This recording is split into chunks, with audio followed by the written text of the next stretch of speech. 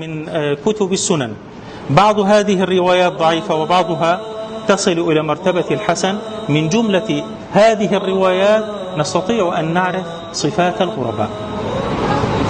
ففي إحدى هذه الروايات يقول النبي صلى الله عليه وسلم بعدما سئل قيل يا رسول الله من هم الغرباء؟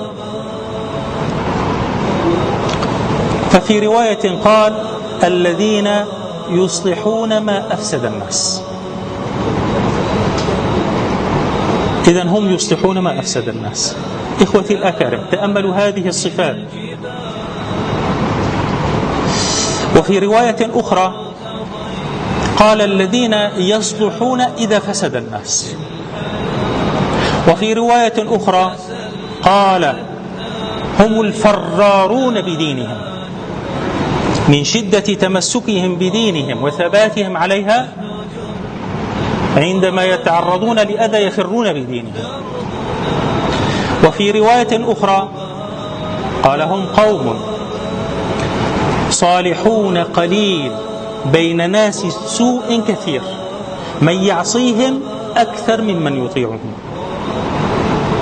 إذن هنالك صفتين رئيسيتين، صالحون ومصلحون. لذلك يقول ابن رجب الحنبلي يقول وهؤلاء الغرباء قسمان، أحدهما من يصلح نفسه إذا فسد الناس، والثاني من يصلح ما أفسد الناس، وهو أعلى القسمين وأفضلهما. هؤلاء هم الغرباء إخواني.